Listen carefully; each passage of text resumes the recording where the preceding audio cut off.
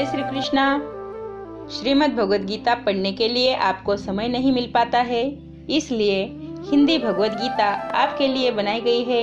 आप अपना काम करते समय इसको सुन सकते हैं। आपको यह गीता पसंद आती है तो 10 साधकों तक जरूर पहुंचाने की सेवा कीजिए। तो आइए सुनते हैं भगवद गीता।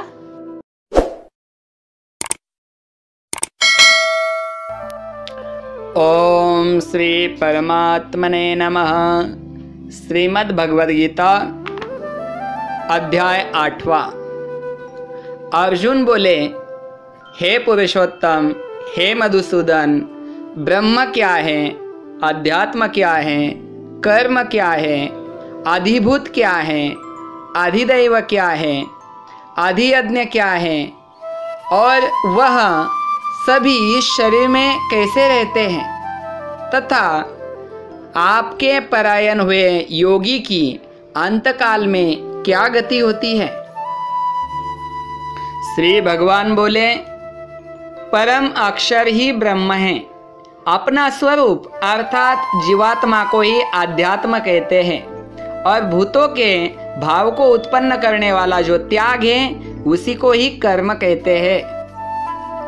उत्पत्ति विनाशशील जितने भी पदार्थ हैं वे सभी अधिभूत हैं। हिरण्यमय पुरुष अर्थात प्रजापति या ब्रह्मा को अधिदैव कहते हैं। और हे देहधारियों में श्रेष्ठ अर्जुन, इस शरीर में मैं वासुदेव ही अंतर्यामी रूप से अधियज्ञ हूँ। हे धनंजय, अंतकाल में जो पुरुष मेरा ही स्मरण करते हुए शरीर को त्याग देता है वह साक्षात मेरे ही स्वरूप को प्राप्त होता है, इसमें यत्किंचित भी संशय नहीं है।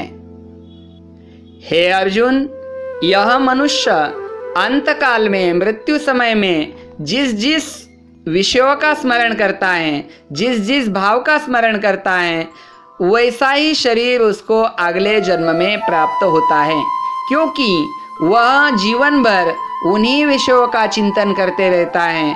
उसी प्रकार की वासनाएं उसके अंतःकरण में बनती है, इसीलिए अगला जन्म उन्हीं वासनाओं के अनुरूप ही उसको मिलता है। हे अर्जुन, तू नित्य निरंतर प्रतिक्षण मेरा ही स्मरण कर, मेरा ही चिंतन कर और अपना कर्तव्य कर्म रूप युद्ध भी कर।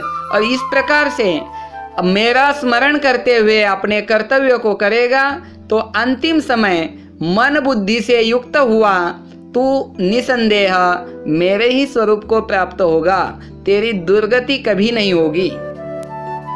हे पार्थ, सृष्टि का यह नियम है कि जो नित्य निरंतर भगवान का ध्यान करता है, भगवान के गुणों की चर्चा करता है, चित्त निरंतर उस भगवान का ही चिंतन करता है, ऐसा श्रेष्ठ पुरुष दिव्य प्रकाश रूपी परमात्मा को ही प्राप्त होता है।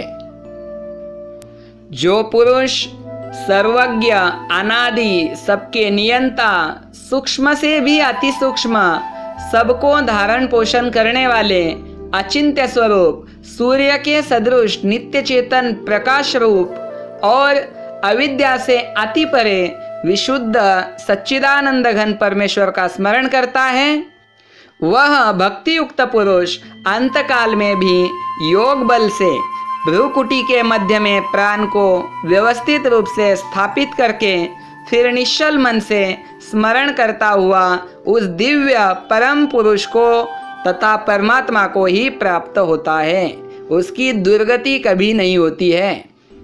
वेदों के ज्ञाता विद्वान लोग जिस सच्चिदानंद घन परमात्मा को अविनाशी कहते हैं, आसक्ति रहित प्रयत्नशील सन्यासी जिसमें अंत में प्रवेश करते हैं, जिस परम पद को चाहने वाले ब्रह्मचारी लोग ब्रह्मचर्य का आचरण करते हैं, उस परम पद परमात्मा स्वरूप के बारे में मैं तुझे संक्षेप में बताऊंगा। हे अर्जुन, सभी इंद्रियों को रोककर मन को हृदय प्रदेश में स्थिर करके जीते हुए मन के द्वारा प्राण को मस्तक में स्थापित करके परमात्मा संबंधी योग धारणा में स्थित होकर जो पुरुष ओम नामक अक्षर ब्रह्म का ही उच्चार करता है और उसके अर्थ स्वरूप मुझ निर्गुण ब्रह्म का चिंतन करता हुआ अंत काल में शरीर को त्याग देता है, वह पुरुष परम गति को अर्थात मोक्ष को प्राप्त होता है। हे अर्जुन, जो पुरुष मुझ में अनन्य चित्त होकर सदा ही निरंतर मुझ पुरुषोत्तम का ही स्मरण करता है, उस नित्य निरंतर मुझ में मन एकाग्र किए हुए योगी के लिए मैं सहजता से उसको प्राप्त होता हूँ। हे धनंजय, जिन महात्माओं ने परम सिद्धि रूप मेरी ही प्राप्ति की है, उन महात्माओं को दुखदायी क्षणभंगुर पुनर्जन्म की प्राप्ति नहीं होती है। हे अर्जुन, ब्रह्मलोक तक जितने भी लोक हैं वे सभी पुनरावर्ती हैं, परंतु हे कुंती पुत्र, मेरे को प्राप्त होकर, मुझ अविनाशी तत्व को प्राप्त होकर पुनर्जन्म नहीं होता, क्योंकि मैं कालातीत हूँ और ये सभी ब्रह्मादि जो लोक हैं वे काल के द्वारा सीमित हैं, इसलिए अनित्य हैं। उनकी एक सीमा में उत्पत्ति भी होती है और नाश भी होता है। ब्रह्मदेव का दिन 1000 चतुर्युगी का और रात्रि भी 1000 चतुर्युगी की होती है। इसको जो तत्वतः जानता है वह योगी वास्तव में मेरे तत्व को जानता है। संपूर्ण चराचर भूतगण ब्रह्मा के दिन में ब्रह्मा के सूक्ष्म शरीर से ही उत्पन्न होते हैं और ब्रह्मा के रात्रि के समय सभी अव्यक्त नामक ब्रह्मा के सूक्ष्म शरीर में ही विलीन हो जाते हैं। हे पार्थ, यह भूत समुदाय प्रकृति के वशीभूत होकर दिन में उत्पन्न होता है और रात्रि में इसका विलय हो जाता है और भिन्न भिन्न प्रकार के कर्म उस प्रकृति के कारण ही यहाँ आकर करता है। जो अव्यक्त अक्षर नाम से कहा गया है, उस अक्षर नाम को अव्यक्त भाव को ही परम गति कहा जाता है और उस अव्यक्त भाव को प्राप्त होकर मनुष्य वापस नहीं आता है, पुनर्जन्म को नहीं प्राप्त होता है और वही मेरा परम धाम है।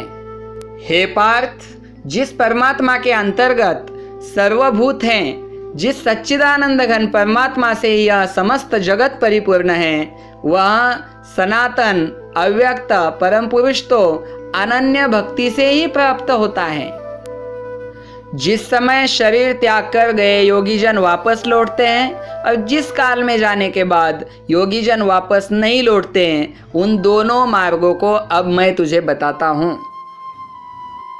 जिस मार्ग में ज्योतिर्मय अग्नि अभिमानी देवता है, दिन का अभिमानी देवता है, शुक्ल पक्ष का अभिमानी देवता है, उत्तरायण के 6 महीनों का अभिमानी देवता है, उस मार्ग में जिस ब्रह्मवेत्ता योगीजन शरीर छोड़ता है, वह उपर्युक्त देवताओं द्वारा क्रम से ले जाकर उसको अंत में ब्रह्म की प्राप्ति होती है।